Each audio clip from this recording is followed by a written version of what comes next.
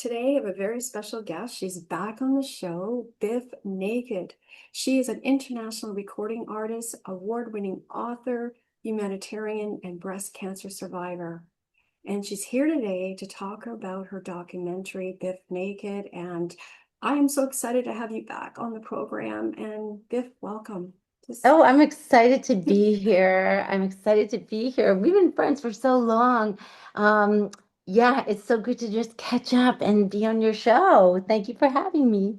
Well, congratulations on the documentary. Thank you. I have not seen it. I've seen the trailer bits, and it is amazing. I can't wait to see it. And it's about your life story, right? And how you Absolutely. began. And I understand you wanted to be a ballerina at the time, not being a singer, as you are international recording artist. Well, yeah, the documentary, I guess it's like a lot of different documentaries about people. It's a story of a person, I guess me in this instance. And certainly it chronicles my life, my story of origin as an adopted kid. And it interviews my birth mom, and it goes all the way back to India, and so that was something that was the crew that worked on it. They become your family. So Scorgie and Paulina Hardwick Brown, the director, and Adam Scorgie, of course, and his amazing crew. Um, just so tenderly helped weave the tale, if you will, and kind of chronicled my story of adoption and my childhood, um, and a lot of the twists and turns that it took. And then, of course, my professional journey. Absolutely, you're right. I wanted to be in dance. I was a performing arts kid that started in dance and theater, and like probably a lot of different performers did, and kind of fell into being a vocalist when I was young and in high school and university, and it kind of stuck. It was the right vehicle for me artistically. It was a great vehicle for my poetry, turning that into lyrics, and my I guess kind of penchant for activism. It was a great soapbox, and the punk movement of the late 80s and early 90s was a fantastic avenue for our unhappiness at injustice, really. And so that was great to be able to utilize the stage and the microphone, as a way to voice our opinions. And it still is today. So that's, it's been the best life for me. But it goes through all of the different obstacles that we faced professionally and still do, not just as a woman, but as an independent artist. Um, and so it's been very interesting. I've been very, very lucky over the years to have my manager and business partner, Peter Carroll. And so it does go through that story a great deal. And so I'm eager for everyone to see it. We've just come hot off the heels of the world premiere, which was at the Calgary International Film Festival and the Edmonton International Film Festival, which was very meaningful because our crew, of course, and the director, all from Alberta, and of course, Super Channel, our wonderful sponsors and distributors, also independent Canadian, famously from Alberta. And so, Western Canada holds a huge place in my heart already, being, me having been 30 years in Vancouver, my entire adult life. And so to be in Alberta for those beginning film festivals was very, very cool.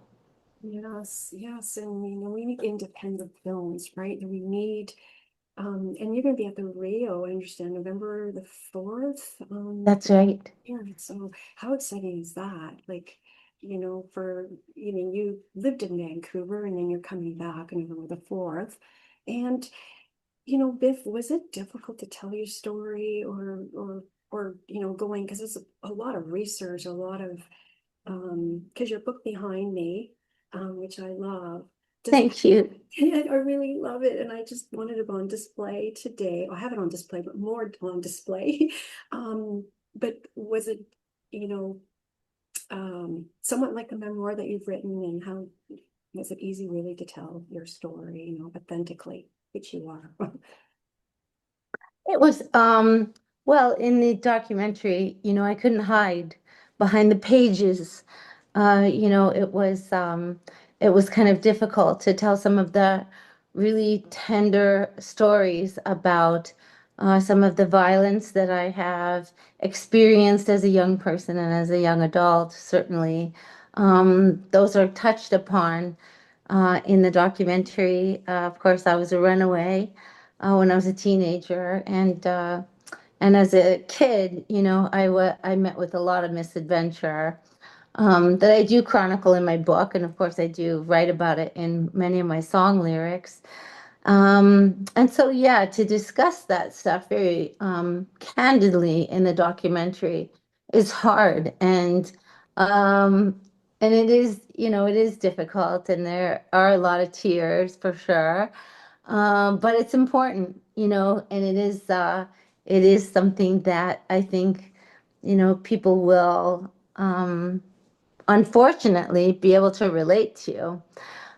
So I don't want to spoil it. Don't worry, there's a happy ending because here we are today, survived and carrying on. And I think that's the whole takeaway is that all of us have, these harrowing experiences in our lives, all of us.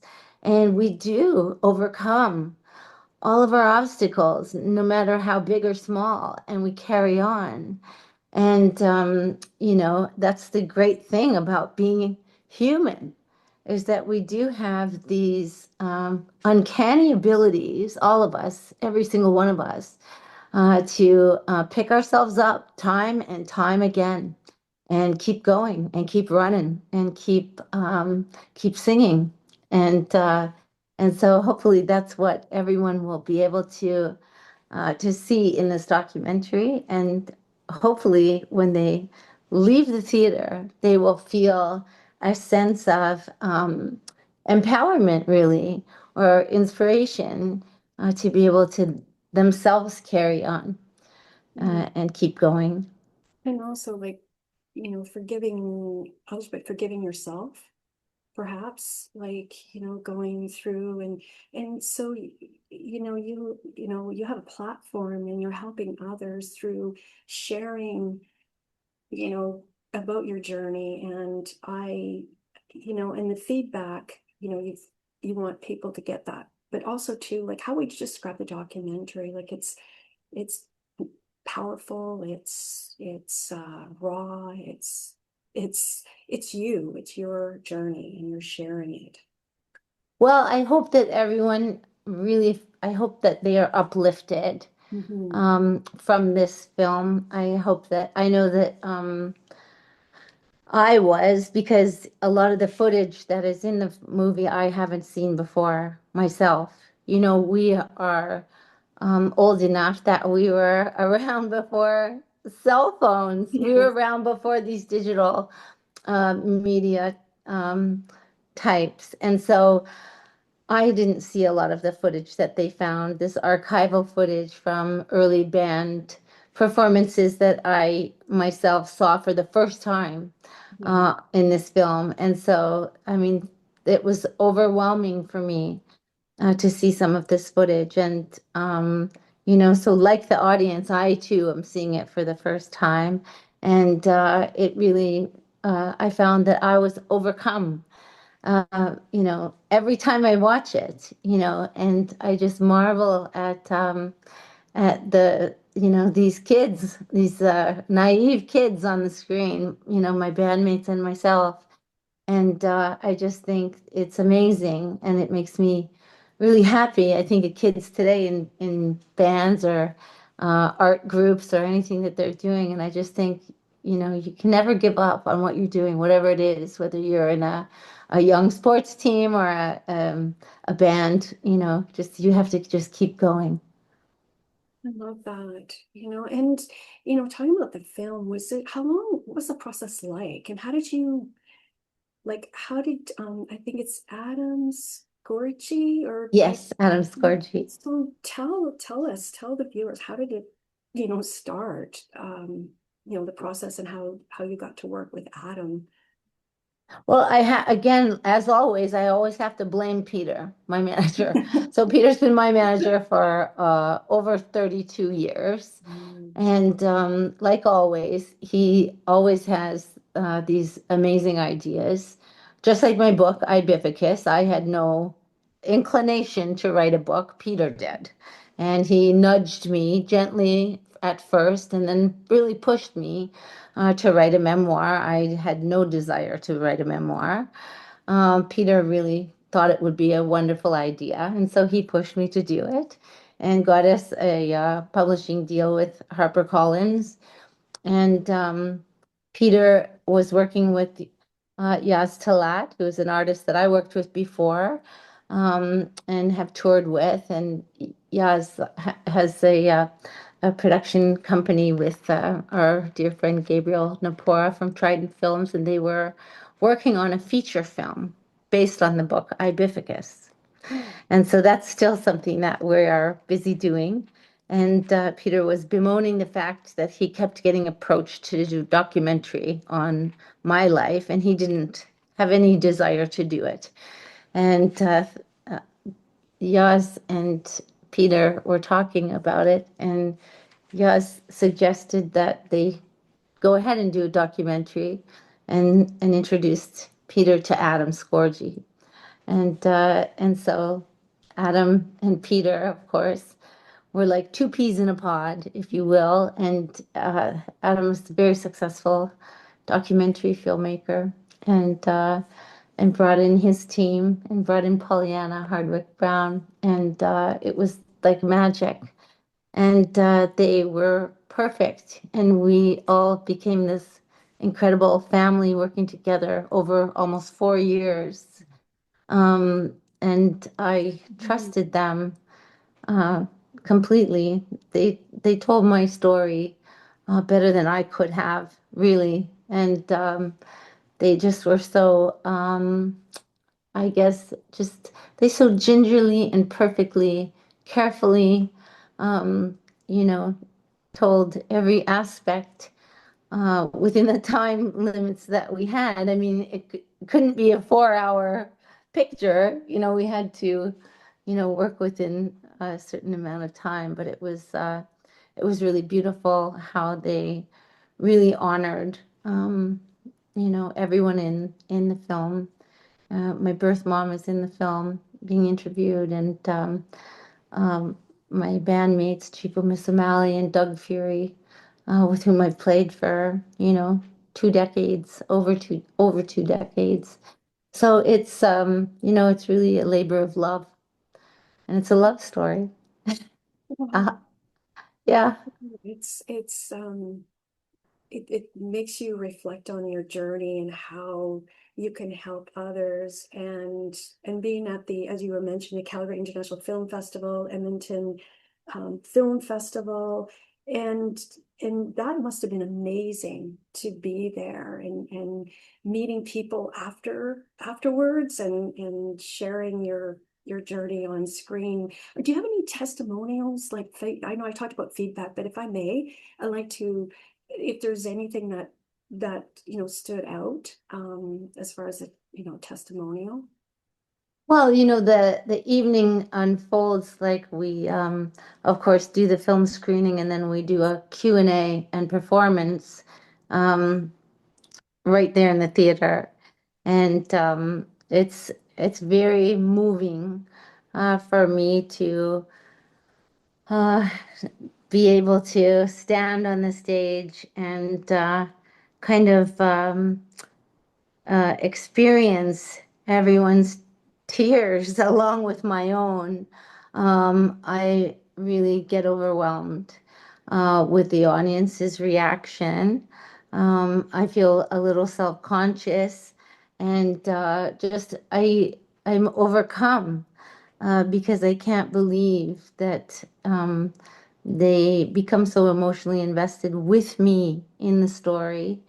Um, I tease them and tell them I feel like I'm dead. I asked them if I died, and because it's almost surreal in many ways. And then afterwards, I try very hard to um, do an autograph signing, sign their posters, and sign their the books and T-shirts. And I think in Edmonton, I think that I stood in signed 250 autographs afterward until they closed the theater. And it was just absolutely just it was tremendous. I mean, it was so tremendous. It's so meaningful, and it just my heart was full. I can't even describe it any other way. And when I talk with everyone, and they talk about how much they enjoyed it and they liked the archival footage particularly, and because they all grew up with me and I grew up in the business, they can remember hearing Spaceman. But I mean, I was 24, 25 years old, recording it. And they were that age listening to it. And now we're all 25 years older, for Yes. example. And so, that's a lifetime. We've all lived a lifetime since then. Everyone's been through so much. Everyone's gone through divorces. Everyone's gone through things like cancer. People have lost their parents. I mean, and these are hard things in life that everyone's gone through. Everyone's gone through hard times. Mhm. And now here we all are. Everyone's in their 50s and we are all here entering these next chapters in our lives. And so it's hard to fathom, so it's like we're all standing here together and we are still a community. And so, but now we're all faced with now what? Yeah. And I think that that's really quite a profound place to be, really, everyone. And I think, oh, okay, this is really powerful. And I think it's really important to point that out and kind of acknowledge that we're all here, but we're all still together here. So I think that that is something that is really fantastic, actually, because, we're all the same generation, but everyone is starting now to experience a little bit of feeling a bit lost as we all age, because the boomers had it easy in a way, in our opinions, because they all have pensions. Mm. Truly, they all have pensions. They all felt a little more like they had some control. They had more power, when they voted, they all felt a little bit more in control in society. And now here we are, this other generation. We don't feel like we're part of the woke generation. We don't feel a part of the boomers, but we're all kind of starting to go, okay, what are we going to do? It's a bit, people are starting to panic, and like I said, everyone's starting to lose their parents and people are starting to lose their health. And so I think that people are starting to get a little panicky. And so I think that it's, the perfect time to write another book. Oh. And it's the perfect time to come together. So it's a very interesting time for all of us in Gen X. Mhm. Yes, and that we survived, you know. Yes, and we have to keep surviving. Like we can't stop now, and we No. can't lose hope now. And you're gonna like this, Christine, my guitar player dog, um, who you know and have met many times. When Doug turned 50, he started running, Oh. Oh. and he's done a marathon, a number of half marathons, and he is an avid runner now with his brother, and I think that's exactly the spirit. That's exactly the spirit everyone needs to embody, is now's the time. Now, right now is the time. Everyone needs to start taking on new endeavors, that seem outlandish or outrageous, but that really center our health, and it's just like something that's really like, and I think that like to me that's inspiring because, now's the time for us to really take the bull by the horns, all of us, and it's gonna pay off. I love that. And it's It's too free, and late. it's free, and it's free. Running is free, or Yeah. even walking, even just walking, it's free. Yes. I should interview Doug Furry one day. It's just Yeah, it's about run. yeah, Yeah. yeah. Oh my goodness. I am so, I'm just so excited to have this conversation with you, Biff, and I could talk to you for a long time. Me Um, too. you're just, an amazing human, and I know, are you going to write another book? Because I was going to ask what is next for you. So are you uh I am excellent. indeed. I Ah, am indeed. And also, like I had mentioned, so the documentary, of course, in Vancouver will be November 4. And then November 12th, it will be in Toronto. And then if you go to bifnaked.com, you'll see all of the dates are starting to unfold for 2026. What we're doing is we're taking this screening across the country. And so we are going to be screening the documentary in theaters in other cities as well, and which I think is going to be phenomenal. But also, we're going to be doing also rock concerts, and we're working on this feature film that I've described that's based on the book Ibifficus. So they're just starting to cast that, and that's something that's I never thought would ever. I mean, I never thought there'd be a movie based on my life. So that's something that I'm still trying to wrap my head around. So that's very exciting. And we're working on a podcast. And of course, I'm always um, excited for that because I would like to try and, keep conversations going and, evoke change. I'm just, I'm just so excited, happy for you. There's no other word. I just can't wait to see to see everything else, and see the documentary on November 4th. Oh, cool. Yeah, no, and if there's anything else you'd like to add, that I didn't ask, or No, just I mean, as we just keep going, just trying to, maintain our positive attitudes and yes, of course our good health. Just, yes, yes. as just being a priority because it's like putting your oxygen mask on so that you can provide it to other people. We have to keep So our well, strength. so well said, Bev. Yeah, Thank you so much. And for more information, you go to your website, right? that's right. Yes. Bifnaked.com. Thank you. I want you back on the show. So, Me too. yes, thank you.